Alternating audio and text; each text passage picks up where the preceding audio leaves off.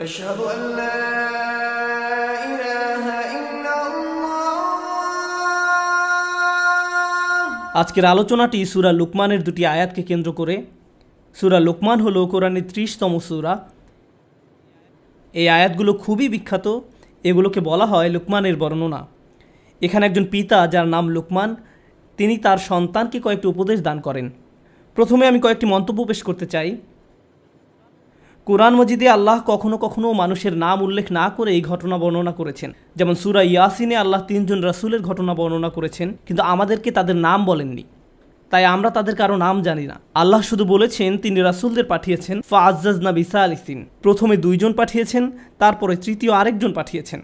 একজন সাধারণ মানুষ তাদের সাহায্যে এগিয়ে আসেন। মূসা আলাইহিস সালাম একটি ভ্রমণের উদ্দেশ্যে যাত্রা করেন, কারণ আল্লাহ তাকে একজনের কাছ থেকে শিক্ষা গ্রহণের আদেশ করেন। কোরআনের বাইরে তার নাম পাওয়া যায়, আর তা হলো খাজির বা খিজির, কিন্তু কোরআনে তার নাম উল্লেখ করা হয়নি। কোরআনে তাকে উল্লেখ করা হয়েছে আবদাম মিন ইবাদিনা, অর্থাৎ আমার বান্দাদের মধ্যে একজন বান্দা। অতীতে বহু নবীর আগমন ঘটেছে, যেমন বনী ইসরায়েলদের একটি ঘটনা ইঙ্গিত করে কোরআনে বলা হয়েছে ইদ ক্বালু লিনাবিয়্যিল্লাহুম ইবআস লানা মালিকান। যখন তারা বলেছে নিজেদের নবীর কাছে যে আমাদের জন্য একজন বাদশাহ নির্ধারণ করে দেন। বাইবেলে উল্লেখ আছে তারা এটা তাদের নবী সামাইল আলাইহিস সালামের কাছে বলেছিলেন, কিন্তু কোরআনে তার নাম উল্লেখ করা হয়নি। সুতরাং কখনো কখনো আল্লাহ নাম উল্লেখ করেন, আবার কখনো কখনো করেন না। আমাদের প্রায় সকল আলেমদের মতে লোকমান নবী ছিলেন না, তাকে নবী হিসেবে বিবেচনা করা হয় না, তথাপি তার নাম উল্লেখ করা হয়েছে কোরআনে। প্রথমে যে বিষয়টি এখানে লক্ষণীয় তা হলো আল্লাহ এই ব্যক্তির নাম উল্লেখ করার মাধ্যমে তাকে বিশেষ মর্যাদা দিয়েছেন। রাসূলুল্লাহ সাল্লাল্লাহু আলাইহি সাল্লামের জীবনে এমন অনেক ঘটনা রয়েছে যেখানে আল্লাহ কোনো কোনো ক্ষেত্রে সাহাবীদের নাম উল্লেখ না করেই ওই ঘটনার বর্ণনা দিয়েছেন। আবু বকর রাদিয়াল্লাহু তাআলা আনহুর নাম উল্লেখ করা হয়নি। আল্লাহ শুধু বলেছেন ইয ইয়াকুলু লিসাহিবিহি লা তাহজান, যখন তিনি আপন সঙ্গীকে বললেন বিষণ্ণ হয়ো না। আল্লাহ এভাবে বলেননি যে যখন তিনি আবু বকরকে বললেন লা তাহজান। কারো নাম উল্লেখ করার মাধ্যমে আল্লাহর পক্ষ থেকে তাদের বিশেষ মর্যাদা প্রদান করা হয়। হযরত লুকমানকে কোরআনে এমনই একটি বিশেষ মর্যাদা দেওয়া হয়েছে। আমি আরেকটি বিষয় সবার দৃষ্টি আকর্ষণ করতে চাই। কোরআনের এই অংশে আল্লাহ আমাদের যে শিক্ষা প্রদান করেছেন তাকে হালকাভাবে নেওয়া যাবে না। এই ঘটনাগুলো ইতিহাসের এমন সব মুহূর্ত যা কোনো ঐতিহাসিকের পক্ষে লিপিবদ্ধ করা সম্ভব নয়। এই অনুচ্ছেদে যে ঘটনাটির বর্ণনা দেওয়া হয়েছে তা হলো একজন পিতা এবং তার সন্তানের মাঝে কথোপকথন। তো এই কথোপকথন হয়তো তাদের বাড়ির নির্জন পরিবেশে হয়েছে, অথবা তারা যখন একত্রে কোথাও ভ্রমণে বের হয়েছিলেন, বা একত্রে কোনো কাজ করার সময় তাদের আশেপাশে কেউ ছিল না, তখন কোনো রেকর্ডিং ডিভাইসও ছিল না। কত বিলিয়ন ট্রিলিয়ন সময় পিতামাতা তাদের বাচ্চাদের সাথে কথা বলেন, এমন ঘটনা প্রতিদিন ঘটে। এটা আমাদের জীবনের অংশ। তথাপি এই একটি আলোচনাকে আল্লাহ এত গুরুত্ব দিলেন যে মানবজাতি এই কথোপকথন থেকে কিয়ামত পর্যন্ত হিদায়াত পেতে থাকবে। তাই তিনি এই কথোপকথনকে কোরআনের অংশ করে দিলেন। এটা একটা বিরাট ব্যাপার।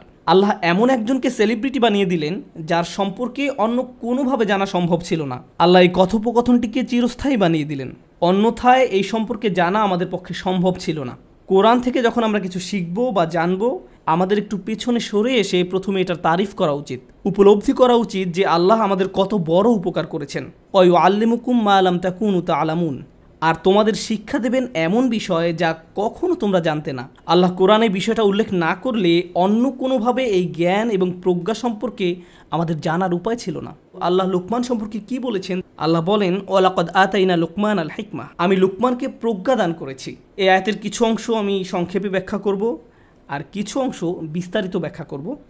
একটি বা দুইটি প্রসঙ্গ নিয়ে কথা বলবো। যদি সম্পূর্ণ আয়াত নিয়ে কথা বলতে যাই তাহলে আমাদেরকে এখানে অনেক বেশি সময় থাকতে হবে। যাই হোক, আল্লাহ বলেছেন তিনি তাকে প্রজ্ঞা দান করেছেন।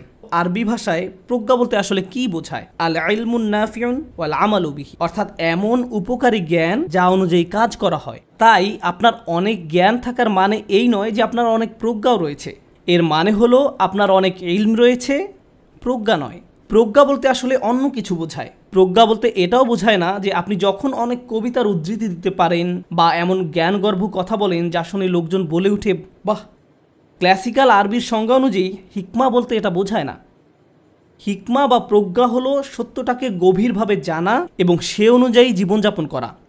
অতীতের মানুষ হিকমা বলতে এটাই বুঝতেন। ইমাম শাফিঈ রহমতুল্লাহ আলাইহি ওয়ায়ুআল্লিমুহুমুল কিতাব ওয়াল হিকমা, তিনি তাদেরকে বই এবং হিকমা শিক্ষাদান করেছেন। তিনি এই আয়াতে হিকমা বলতে রাসূল সাল্লাল্লাহু আলাইহি সাল্লামের সুন্নাহকে বোঝাতেন, কারণ সুন্নাহ হলো কোরআনের জ্ঞানের বাস্তব প্রয়োগ। তাই তিনি এই কানেকশনটি সহজেই বুঝতে পারলেন, আর তাই তার মতে হিকমা হলো সুন্নাহ। যাই হোক, আল্লাহ বলেন, আমি লোকমানকে প্রজ্ঞা দান করেছি। তার যে শুধু জ্ঞান ছিল তা নয়, তিনি সে অনুযায়ী তার জীবনও পরিচালনা করতেন। এরপর আল্লাহ এই মানুষটির সম্পূর্ণ জীবনের একটি সারাংশ তুলে ধরেন। অর্থাৎ একজন মানুষের উপকারী জ্ঞান থাকার মানে কি? এই সব কিছুর সারাংশ হলো আনিশকুর লিল্লাহ, আল্লাহর প্রতি কৃতজ্ঞ হও। আরবি বাক্যের ধরন অনুযায়ী বাক্যটি এমন হওয়ার কথা ছিল, ওয়ালাকাদ আতাইনা লুকমান আল হিকমা আন ইয়াশকুরা লিল্লাহ, কিন্তু এখানে আনিশকুর লিল্লাহ বলে আমর বা আদেশের দিকে তাৎক্ষণিক প্রত্যাবর্তন করা হয়েছে, আল্লাহর প্রতি কৃতজ্ঞ হও, যেন এখানে একটি আদেশ দেওয়া হয়েছে। অর্থাৎ লোকমান এমন একটি জীবন অতিবাহিত করেছেন যেখানে তিনি বারবার নিজেকেই নিজে বলেছেন, আল্লাহর প্রতি কৃতজ্ঞ হও, আল্লাহর প্রতি কৃতজ্ঞ হও। আল্লাহ তাকে এমন প্রজ্ঞা দিয়েছেন যে তিনি নিজেই নিজেকে বলতেন, আল্লাহর প্রতি কৃতজ্ঞ হও। বাক্যটি আদেশ সূচক। যারা নাহু জানেন তাদের জন্য বলছি, এটা গুরুত্বপূর্ণ। কেননা আমরা জীবনে এমন পরিস্থিতিতে পড়তে পারি যখন আমরা শুধু আমাদের সামনের সমস্যাগুলোর দিকেই তাকাবো। আল্লাহ বলেন, লাকাদ খলাকনাল ইনসানা ফি কাবাদ। আল্লাহ মানুষকে সমস্যা, চাপ, হতাশা, উদ্বেগের মধ্যে নিমজ্জিত করেই সৃষ্টি করেছেন। আমাদের চারপাশ সমস্যায় পরিপূর্ণ। আর যখন আমরা এরকম সমস্যায় পড়ি, তখন আমাদের সম্মুখের নেতিবাচক বিষয়গুলো নিয়ে আমরা আচ্ছন্ন হয়ে পড়ি। ঠিক সে সময় কৃতজ্ঞ হওয়ার মতো কোনো কিছু আমরা খুঁজেই পাই না, এটা অসম্ভব হয়ে পড়ে। নেতিবাচক বিষয়গুলো নিয়ে আচ্ছন্ন থেকে একই সময়ে আপনার পক্ষে কৃতজ্ঞ হওয়া একেবারে অসম্ভব। এই দুইটা বিষয় একসাথে অবস্থান করতে পারে না। আপনি কেবল তখনই কৃতজ্ঞ হন যখন আপনার জীবনে ভালো কিছু ঘটে, বা আপনি বুঝতে পারছেন যে ভালো কিছু ঘটতে যাচ্ছে। যেমন কেউ কিছু উপহার দিলে বলেন ধন্যবাদ, সহজ বিষয়, কঠিন কিছু না। তো লুকমান আলাইহিস সালাম সবসময় নিজেকে এভাবে বুঝাতেন যে আমার চারপাশের পরিবেশ পরিস্থিতি যাই হোক না কেন, আমাকে আমার জীবনের দিকে তাকিয়ে দেখতে হবে এই মুহূর্তে আমি কোন জিনিসের জন্য কৃতজ্ঞ থাকব। আল্লাহ আজ্জা ওয়া জাল্লা আমাদের বলছেন, ইন্নাল ইনসানা লাযালুমুন কাফফার। নিশ্চয়ই মানুষ অত্যন্ত অন্যায়কারী, অকৃতজ্ঞ। কোন দিক থেকে আমরা চরম অকৃতজ্ঞ? আমরা সর্বাবস্থায় অভিযোগ করার কোনো না কোনো একটা কারণ খুঁজে পাই সব সময়। কেউ যদি জিজ্ঞেস করে, ভাই কী নিয়ে চিন্তা করছেন এখন? না না ভাই, কিছু নিয়ে চিন্তা করছি না, সব ঠিক আছে। আর সমস্যা নেই, আপনি আমাকে বলতে পারেন। ঠিক আছে, শোনো তাহলে, বর্তমানে আমি অমুক অমুক অমুক অমুক সমস্যায় জর্জরিত। এভাবে আপনার সমস্যাগুলোর একটা বিশাল লিস্ট ধরিয়ে দিবেন তাকে। যেমন এখানকার পরিবেশ মারাত্মক গরম, আমি ক্যালিফোর্নিয়াতে বাস করতাম, এখন টেক্সাসের আবহাওয়া খুবই গরম, টাকার সমস্যা, স্বাস্থ্যকেন্দ্রিক সমস্যা, ব্যক্তিগত সমস্যা, শিক্ষা চাকরি এই নিয়ে সমস্যা, এভাবে নানান রকমের সমস্যার কথা আমরা তুলে ধরি। এভাবে চিন্তা না করে আপনি যদি একটু থেমে নিজেকে প্রশ্ন করেন, এই মুহূর্তে আমি কোন কোন বিষয়ের জন্য কৃতজ্ঞ থাকতে পারি। এটা আসলে কঠিন একটা অনুশীলন। আমি এই মুহূর্তে কিছুই চিন্তা করতে পারছি না। ইসলাম সম্পর্কে আপনার যতই জ্ঞান থাকুক না কেন, আপনার যত বড় দাড়ি থাকুক না কেন, বা আপনি যত শক্ত হিজাবই পরিধান করেন না কেন, এই কৃতজ্ঞ হওয়ার সাথে আমাদের বাহ্যিক ইসলামের কোনো সম্পর্ক নেই। এর সম্পর্ক আমাদের অন্তরের সাথে। আপনি হয়তো কোরআনে হাফিজ হতে পারি, আমাদের সারা দুনিয়ার সকল জ্ঞান থাকতে পারে, কিন্তু সব সময় নেগেটিভ চিন্তা করার কারণে অন্তর থেকে কৃতজ্ঞতা বোধ হারিয়ে যেতে পারে। চলুন শুকর শব্দটি নিয়ে গভীরভাবে বোঝার চেষ্টা করি। শুকর হামদের চেয়ে ভিন্ন। কোরআন শুরু হয়েছে আলহামদুলিল্লাহ দিয়ে। হামদ শব্দটি দিয়ে দুটি বিষয় বোঝায়, বিষয়টি মনে রাখুন। আমি জানি খুতবায় আমি অনেক কিছু বলি, তার থেকে কিছু বিষয় এখান থেকে চলে যাওয়ার পরেও মনে রাখুন। সেরকম একটা বিষয় হলো, হামদ দিয়ে দুটি বিষয় বোঝায়, প্রশংসা এবং কৃতজ্ঞতা। প্রশংসা এবং কৃতজ্ঞতা এর মানে কি? আপনি যখন পাশ দিয়ে একটি সুন্দর গাড়ি চলে যেতে দেখেন, হয়তো বলে ওঠেন গাড়িটা অনেক সুন্দর। আপনি তো আর গাড়িটার প্রতি কৃতজ্ঞতা প্রকাশ করেন না, আপনি শুধু গাড়িটার প্রশংসা করেন। কিন্তু কেউ যদি আপনাকে সুন্দর একটি গাড়ি উপহার দেয়, তখন কি করেন? তাকে বলেন থ্যাংক ইউ। এর নাম কৃতজ্ঞতা। কখনো কখনো আপনি কৃতজ্ঞ হওয়া ছাড়াও প্রশংসা করতে পারেন, আবার কখনো কখনো আপনি প্রশংসা না করেই কৃতজ্ঞতা প্রকাশ করতে পারেন। এরকমও ঘটে। যেমন ইব্রাহিম আলাইহিস সালাম তার পিতার প্রতি কৃতজ্ঞ ছিলেন, যেহেতু তার পিতা তাকে বড় করেছেন, কিন্তু তার বাবার প্রশংসা করতে যাবেন না, কেননা তার বাবা মূর্তি তৈরি করতেন। প্রশংসা না করেই তার প্রতি কৃতজ্ঞ থাকতে পারেন। মুসা আলাইহিস সালাম ফেরাউনের প্রতি কৃতজ্ঞ ছিলেন, যেহেতু ফেরাউনের ঘরে তিনি বড় হয়েছেন, কিন্তু তার মানে এই নয় যে তিনি ফেরাউনের প্রশংসা করতে যাবেন। যেমন কখনো কাউকে যদি ধন্যবাদ জানান, সে চায় আপনি তার প্রশংসাও করবেন, কিন্তু আল্লাহর সাথে ব্যাপারটা ভিন্ন। আল্লাহর সাথে প্রশংসা এবং কৃতজ্ঞতা সবসময় একত্রে ব্যবহৃত হয়। কিন্তু আজকের আলোচ্য আয়াতগুলো আসলে প্রশংসা সম্পর্কে নয়, কারণ এখানে আনিহমাদ লিল্লাহ বলা হয়নি। খেয়াল করেছেন তো? এখানে বলা হয়েছে আনিশকুর লিল্লাহ, শুধু কৃতজ্ঞতা, জাস্ট কৃতজ্ঞ হওয়া। আমরা আল্লাহর প্রশংসার দিকে যাচ্ছি না। যখন কৃতজ্ঞতা এবং প্রশংসা একত্রিত হয়, তখন আমরা বলি হামদ। এটা আসলে হামদের পূর্বের ধারণা। এই কৃতজ্ঞতা হলো আল্লাহর সাথে আমাদের সম্পর্ক তৈরির প্রথম পদক্ষেপ। আমরা যদি আমাদের লক্ষ্যে পৌঁছাতে চাই, আমাকে আমার নিজের সাথে, আপনাকে আপনার নিজের সাথে আলোচনা করতে হবে যে কোন কোন জিনিসের জন্য আমরা আল্লাহর প্রতি কৃতজ্ঞতা প্রকাশ করব। আনিশকুরুলিল্লাহ। আমি আপনাদের পূর্বেই বলেছিলাম, প্রজ্ঞা মানে শুধু উপকারী জ্ঞান নয়, এটা শুধু উচ্চমানের চিন্তার নাম নয়। এর সম্পর্ক জ্ঞান অনুযায়ী আপনার আচরণ কতটুকু পরিবর্তিত হচ্ছে তার সাথে সম্পর্কযুক্ত। আপনারা সম্ভবত এই কথাটি বহুবার শুনেছেন, গ্লাস কি অর্ধেক খালি নাকি অর্ধেক পূর্ণ? যে সবসময় আল্লাহর প্রশংসা করে সে অর্ধেক পানি পেয়েই আল্লাহর প্রশংসা করবে, আর যে অকৃতজ্ঞ সে বলবে গ্লাসটি কেন পরিপূর্ণ না, পানি কেন ঠান্ডা নয়, কেন এই রুমটি এত গরম। অসম্পূর্ণতা নিয়ে সব অভিযোগ। যে আল্লাহর প্রতি কৃতজ্ঞ নয় তার মনোভঙ্গি এমনই, সে এমন আচরণই রপ্ত করে। তারপর আল্লাহ বলেন, তিনি বলেন ওমা ইয়াশকুর ফা ইন্নামা ইয়াশকুরু লিনাফসিহি, যে কৃতজ্ঞতা প্রকাশ করে, অর্থাৎ শুধু লোকমান আলাইহিস সালাম নয়, যে কেউ কৃতজ্ঞতা প্রকাশ করে সে তা নিজের কল্যাণেই করে।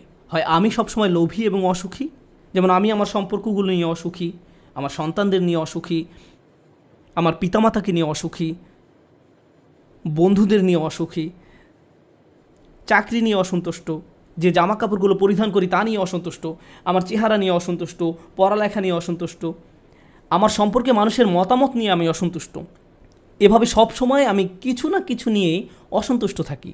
আমি এমনই। আপনার অবস্থা যদি এমন হয়, আপনি সারাক্ষণ যদি বিভিন্ন জিনিস কামনা করতে থাকেন, এই আয়াতটি আমাদের শিক্ষা দিচ্ছে যে আপনি এর মাধ্যমে আসলে নিজেকেই কষ্ট দিচ্ছেন।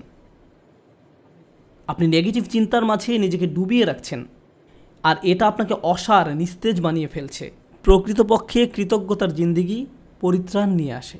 এটা আপনাকে নেগেটিভ চিন্তা থেকে মুক্তি দান করে, ফলে আপনি অনেক বেশি কর্মক্ষম থাকেন, সক্রিয় থাকেন। কৃতজ্ঞতা আপনাকে মানসিক শক্তি দান করে, আশাবাদী করে তোলে, উজ্জীবিত করে তোলে। আপনি এমন সব কাজ করতে পারেন যা অন্যথায় সম্ভব হতো না। আমার অভিজ্ঞতা হলো, আশা করি আপনাদের অভিজ্ঞতা এমন নয়, দুর্ভাগ্যক্রমে মুসলিম উম্মাহ হিসেবে আমরা নেতিবাচক চিন্তায় আসক্ত হয়ে পড়েছি।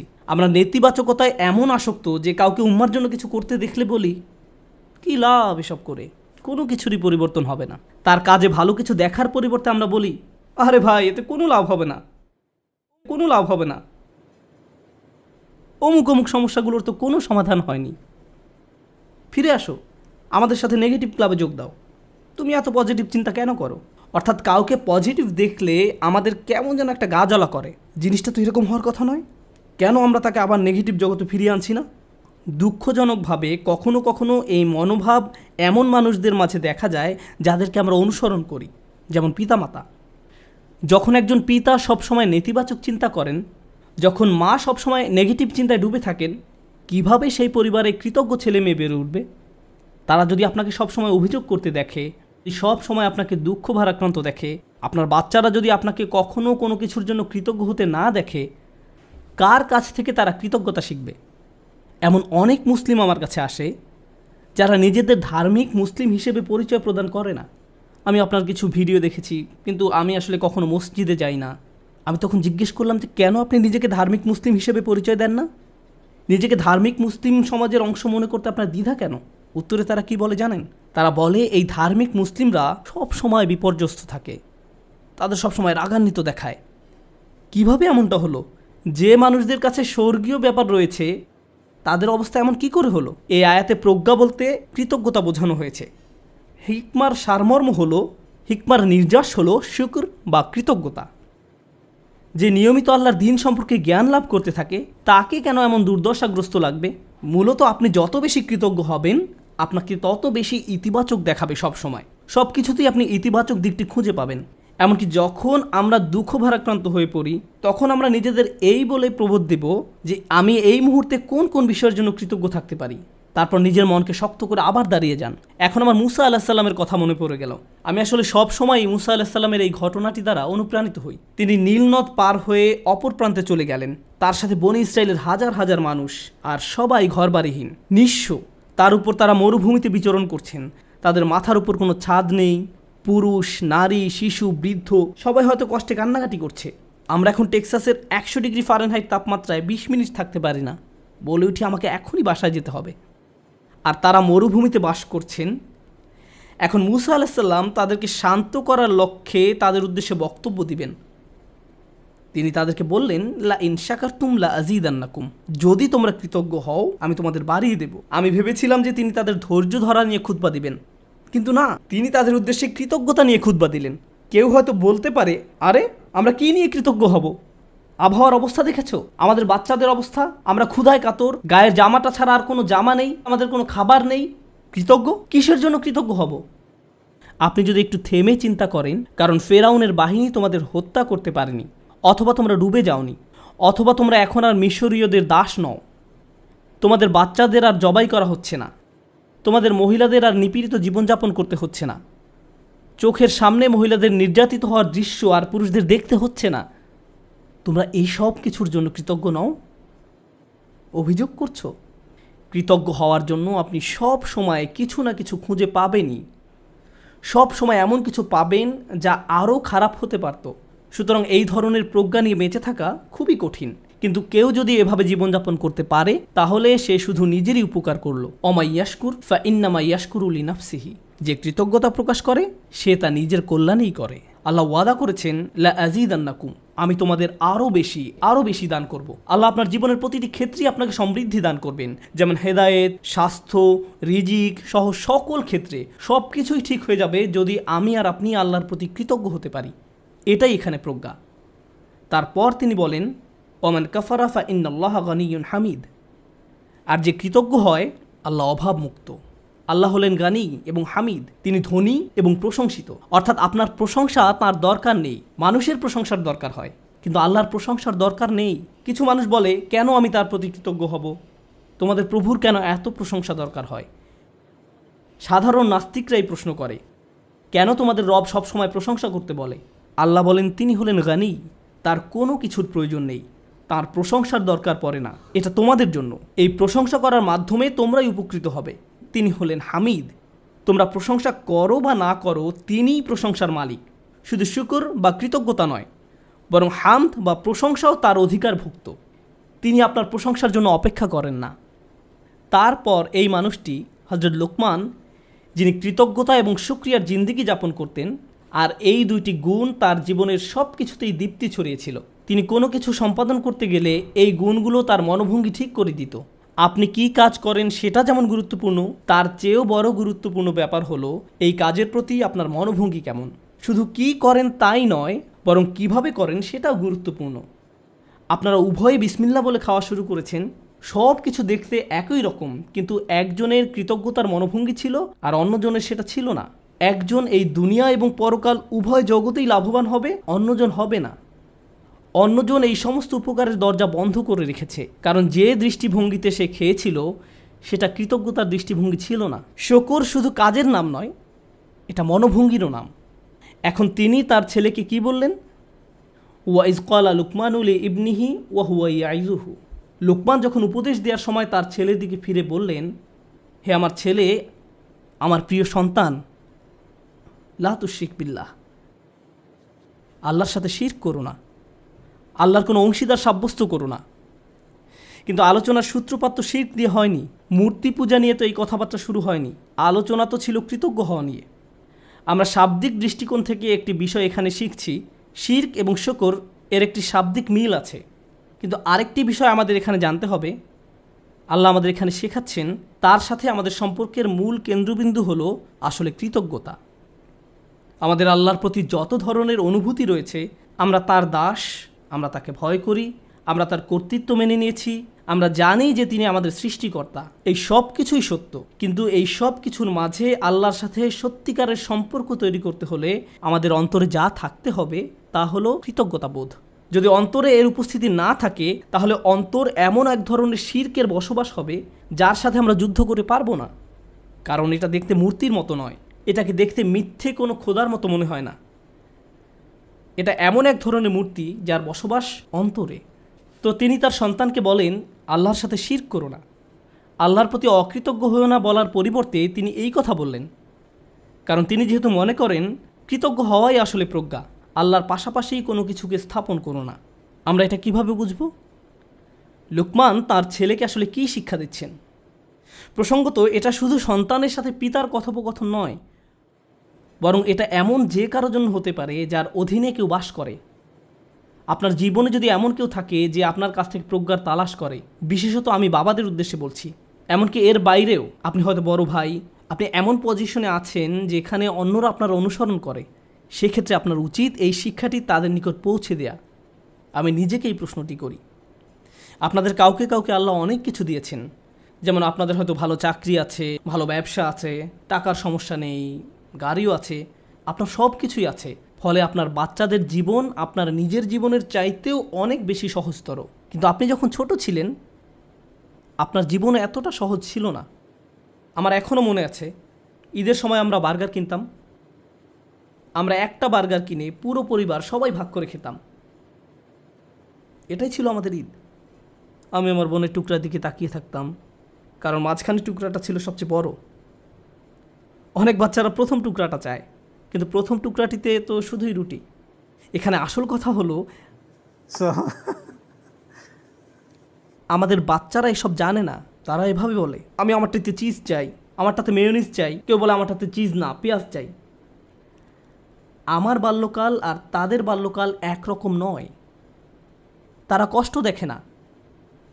যখন আপনার টিনেজ বাচ্চা বলে, আমি ঠিক শিওর না কোন কলেজটাতে ভর্তি হব, কোন গাড়িটা যে পছন্দ করি, আপনার হয়তো তখন মনে পড়ে, ভাই আমি পাবলিক বাসে ধাক্কাধাক্কি করে কলেজে যেতাম, সকালবেলা পত্রিকা বিতরণ করতাম, কাজে 3 মিনিট দেরিতে পৌঁছানোর জন্য চাকরি হারিয়েছিলাম, আমি কোনো মতে টিউশন ফি দিতাম, বাসায় নিয়মিত বাজারও থাকতো না।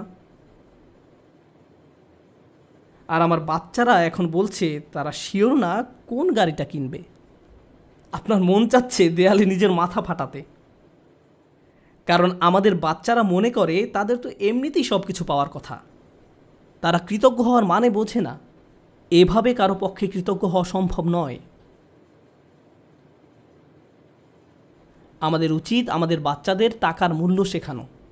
তাদেরকে উন্নত জীবন দেওয়ার মানে এই নয় যে তাদেরকে ভালো মানের অ্যাপার্টমেন্ট দিবেন। আপনি হয়তো অতিরিক্ত দিয়ে তাদের ধ্বংস করে দিয়েছেন।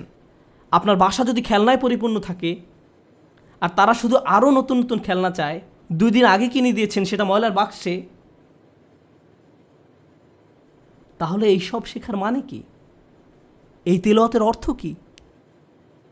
আনিশকুর লিল্লাহ মানে বাবা হিসাবে আপনাকে কৃতজ্ঞতার জীবনযাপন করতে হবে, এবং আপনি আপনার সন্তানকে কাজের গুরুত্ব বোঝাবেন, রিজিকের গুরুত্ব বোঝাবেন, তাদের যা আছে তার গুরুত্ব বোঝাবেন। তারা যেন যা নেই তা নিয়ে অসন্তুষ্ট হয়ে না থাকে। ঈদের সময় বাচ্চারা ধনী হয়ে যায়। এই সময়টা ছিল আমাদের বাচ্চাদের কৃতজ্ঞতা শেখানোর একটা সুযোগ। কারণ রমজানের আয়াতের শেষে আল্লাহ কি বলেছেন? যেন তোমরা কৃতজ্ঞ হতে পারো। তুমি কত পেয়েছো? তারা একজন আরেকজনকে এভাবে জিজ্ঞেস করে, 2000 টাকা, আমি পেয়েছি মাত্র 1500 টাকা। আমরা দেয়ার পজিশনে নেই, আমরা শুধু নেয়ার মধ্যে আছি। আমরা আমাদের ছেলে মেয়েদের রাক্ষসে পরিণত করে ফেলেছি। তাদেরকে শুধু ভোগ করা শেখাচ্ছি, আর তাদের চাওয়ারও কোনো অন্ত নেই। আর যখন তাদের কোনো দাবি পূরণ করার অবস্থা না থাকে, আমি এমন অনেক পিতামাতার সম্মুখীন হয়েছি যাদের বাচ্চারা তাদের নিকট এভাবে দাবি জানায়, অবশ্যই আমাকে আইফোন কিনে দিতে হবে। পিতা বলে, না, পারবো না। বাচ্চা তখন বলে, তাহলে আমি আত্মহত্যা করব। তাদের তখন আমার কাছে আসতে হয়েছিল। নতুন আইফোন না পাওয়ার কারণে তারা এমন থ্রেট দিচ্ছিল, কিংবা বাসায় ওয়াইফাই নাই এজন্য এমন করছিল। এটা কৃতজ্ঞতার সম্পূর্ণ বিপরীত আচরণ। আর এমন আচরণ হলো আল্লাহর সাথে এক ধরনের শিরক। যখন কৃতজ্ঞতা হারিয়ে যায়, যা বাকি থাকে তা হলো শিরক। আপনি আত্মসমর্পণ করতে চান, যার কথা শুনতে চান, যাকে সন্তুষ্ট করতে চান, সে হলো নিজের ইচ্ছা আকাঙ্ক্ষা, নিজের ভোগ বিলাসিতা, নিজের কামনা বাসনা। বাচ্চারা এসব জানে না। তাদেরকে দেখিয়ে দিতে হবে, বোঝাতে হবে। আপনি তাদেরকে যা বানান তারা তাই হবে। আমরা তাদের প্রতি এমন অন্যায় আচরণ করতে পারি না। আপনার টাকা আছে বলেই যে তাদের সব দাবি পূরণ করতে হবে এমনটা নয়। অবশ্য বিপরীত অবস্থাও আছে। অনেক পিতামাতা তাদের বাচ্চাদের কিছুই কিনে দেয় না, তারপর তারা এই খুতবা ব্যবহার করে। না, এটা করবেন না। অবতাগি বাইনা যালিকা সাবিলা, মধ্যম পন্থা অবলম্বন করুন। আমি আরেকটা ব্যাপারে দৃষ্টি আকর্ষণ করতে চাই, কারণ বিষয়টা গুরুত্বের দাবি রাখে। আমাদের বাচ্চাদেরকে দায়িত্ববোধ শেখাতে হবে। তারা যখন টিনেজ বয়সে পৌঁছায়, তাদেরকে বাসার ছোটোখাটো কিছু কাজ করতে দিন, তাদেরকে বাসার কাজে কিছুটা অবদান রাখতে দিন। তারা যদি এর বিনিময়ে চায়, তাহলে বলুন, তুমিও এই বাসায় থাকো, এখানে ঘুমাও, তোমাকেও কিছুটা দায়িত্ব নিতে হবে। আপনার বাচ্চাদেরকে দায়িত্ববোধ শেখান, কোনো কিছুর বিনিময়ে না, টাকার বিনিময়ে নয়, অথবা মাস শেষে তাদেরকে নতুন গেম কিনে দিবেন বলেও নয়, কোনো কিছুর বিনিময়ে না। যদি আমরা সব সময় এমনটা করি, যদি তাদেরকে শুধু ভোগ করতে শিখাই আর তারা শুধু আপনার নিকট বিনিময় চাইতে থাকে, এটা করলে আমাকে কি দিবা, ওটা করলে আমাকে কি দিবা, যদি আপনার বাচ্চাদের আল্লাহর প্রতি কৃতজ্ঞ হতে না শেখান, তাহলে কিভাবে তারা আপনার প্রতি কৃতজ্ঞ হবে? এই দুইটা বিষয় কি সম্পর্কযুক্ত নয়? আল্লাহ বলছেন, আনিশকুরলি ওয়া ওয়ালিদাই, আমার প্রতি ও তোমার পিতামাতার প্রতি কৃতজ্ঞ হও। এই দুইটা ব্যাপার সম্পর্কযুক্ত। আমরা যদি আমাদের সন্তানদের তাদের যা আছে তার জন্য আল্লাহর প্রতি কৃতজ্ঞ হতে না শেখাই, তাহলে আমি আপনাদের গ্যারান্টি দিয়ে বলছি তারা স্বাধীন হয়ে যাবে। যখনই তারা স্বনির্ভর হয়ে যাবে, তারা আলাদা হয়ে যাবে। আপনার কলের কোনো জবাব দেবে না, মেসেজের কোনো উত্তর নেই, তারা আপনাকে উপেক্ষা করে, অগ্রাহ্য করে, যখন তখন বাসা থেকে বের হয়ে যায়। আপনি তখন ভাবেন, কি হলো এই বাচ্চার, আমি তার জন্য সব কিছু করলাম, আমি সারা জীবন তোমাকে দিয়ে গেলাম, এখন তুমি আমাকে কিছুই দিচ্ছ না। হ্যাঁ, কারণ এখন আর আমার আপনাকে প্রয়োজন নেই। আপনার কি প্রয়োজন আর? আমি স্বাধীন, ওই লেনদেন তো শেষ হয়ে গেছে, ধন্যবাদ, বাই। এখন আমরা তাজ্জব হয়ে বসে আছি, কিন্তু সম্ভবত আমরাই তাদেরকে নষ্ট করে ফেলেছি। মানে অতি ভালোবাসা দেখিয়ে আমরা তাদের ধ্বংস করে ফেলেছি। ইন্নামা আমওয়ালুকুম ওয়া আওলাদুকুম ফিতনা, আল্লাহ একটি কারণে এই কথা বলেছেন। তোমাদের সম্পদ এবং সন্তান সন্ততি তোমাদের জন্য একটি বড় পরীক্ষা। বিশেষত ছেলেমেয়েদের পেছনে যদি নিয়ন্ত্রিত উপায়ে টাকা পয়সা খরচ করা না হয়, তাহলে তারা বিশাল এক পরীক্ষার বিষয়ে পরিণত হবে। মাঝে মাঝে বাচ্চাদের কোনো কিছু কিনে দেওয়া উত্তম, মাঝে মাঝে তারা যা চায় তা না দেওয়া উত্তম, মাঝে মাঝে তাদের থেকে দূরে সরিয়ে রাখা উত্তম। এটা গুরুত্বপূর্ণ। এটা শুধু পুঁথিগত বিদ্যা নয়, শুধু আলহামদুলিল্লাহ বলা শেখালেই হবে না, এই শিক্ষার উপরে জীবনযাপন করতে হবে। এজন্যই আলোচনাটি শুরু হয়েছে এই বলে, ওয়ালাকাদ আতাইনা লুকমান আল হিকমা, আমি লোকমানকে প্রজ্ঞা শিক্ষা দিয়েছি, বাস্তব জ্ঞান, বাস্তব শিক্ষা। কিভাবে কৃতজ্ঞ থেকে জীবন কাটাতে হবে সেই শিক্ষা। আমাদের বাচ্চারা কতবার তাদের জামাকাপড় ভাঁজ করে, ধৌত করে, আমরা তাদের কিভাবে কৃতজ্ঞতার শিক্ষা দেব যখন তাদের সব কিছু আমরাই করে দেই? মনে হয় যেন ঘরের মধ্যে ছোট ছোট ফেরাউন দৌড়াদৌড়ি করছে আর বলছে, আমি সবচেয়ে বড় রব, আনা রাব্বুকুমুল আ'লা। আজ আমি বার্গার খাবো না, পিৎজা খাবো, আমাকে এটা দাও, ওইটা দাও। আমরা তাদের এমন বানিয়ে ফেলেছি। এটা তাদের দোষ নয়। আমাদের সন্তানরা যখন নষ্ট হয়ে যায়, এই জন্য নয় যে তারা শয়তান, এর কারণ হলো আমরা তাদের সঠিক শিক্ষাটা দিচ্ছি না। প্রজ্ঞা থাকার মানে হলো আপনি আপনার সন্তানদেরকে সঠিক নিয়মে বড় করেন, আপনি তাদের আকাঙ্ক্ষাগুলো নিয়ন্ত্রণের চেষ্টা করেন। বাচ্চাদের এই নিয়ন্ত্রণটি নেই। আমাদেরকে ভালোবাসার সাথে তাদের ভিতরে এই অনুভূতি তৈরি করে দিতে হবে। আয়াতটি শুরু হয়েছে ইয়া বুনাইয়া দিয়ে, আমার প্রিয় ছেলে, অর্থাৎ বাবা অত্যন্ত আদর মাখা কণ্ঠে তার বাচ্চার সাথে কথা বলছেন। আপনি এর উল্টাভাবে শুরু করতে পারেন না, এই বাসার সবাই শোনো, আমি মাত্র জুমা থেকে আসলাম, বাসার সব কিছু এখন অন্য নিয়মে চলবে। এভাবে না। ভালোবাসার সাথে সুন্দরভাবে করুন, তাদের সাথে কথা বলুন, তাদেরকে বুঝান যে তাদের আচরণ পরিবর্তন করতে হবে। আমাদের মাঝে না দেখলে তারা এটা শিখবে না। যদি আমি খাবার ফেলে দিই, ক্ষুধা লাগলে রেস্টুরেন্টে গিয়ে অপ্রয়োজনীয় অর্ডার করি, এরপর অল্প একটু খেয়ে বলি আমি আর পারবো না, আর সন্তানকে বলি খাবার শেষ করো, খাবার শেষ করো, তারা শিখবে না, তারা শিখবে না, তারা ফেলে দিবে। আপনার জীবনটা যদি অকৃতজ্ঞতায় পূর্ণ থাকে, তাহলে এটা অনেক বড় একটা সমস্যা। এজন্যই অবিশ্বাস এবং অকৃতজ্ঞতা প্রকাশে একই শব্দ ব্যবহার করা হয়েছে, একই শব্দ ব্যবহার করা হয়েছে। কুফর বিল্লাহ মানে হলো আল্লাহকে অবিশ্বাস করা, আর কুফরান বিন নিয়ামাহ মানে নিয়ামতকে অস্বীকার করা, অকৃতজ্ঞ হওয়া। একই শব্দ। আল্লাহর নিকট কাফের আসলে দুইটা জিনিস। ভাবতে পারেন, এমন ব্যক্তি যে আল্লাহকে অস্বীকার করে এবং যে আল্লাহর প্রতি অকৃতজ্ঞ। এই জন্য যে ব্যক্তি আল্লাহর প্রতি কৃতজ্ঞ থাকে, তার পক্ষে শিরক করা অসম্ভব। কারণ আপনি যদি আল্লাহর প্রতি সুধারণা পোষণ করেন, আপনি শিরক করতে পারবেন না। আমাদেরকে তাঁর প্রতি অকৃতজ্ঞ হওয়ার শিরক থেকে রক্ষা করুন। আল্লাহ আজ্জা ওয়া জাল্লা আমাদেরকে কৃতজ্ঞ থেকে জীবন পার করার সামর্থ্য দান করুন এবং আমাদেরকে সেসব মানুষদের অন্তর্ভুক্ত করুন যারা তাদের সন্তানদেরকে কৃতজ্ঞ হওয়ার শিক্ষাদান করে। বারাকাল্লাহু লি ওয়া লাকুম। আসসালামু আলাইকুম ওয়া রাহমাতুল্লাহ। أشهد أن لا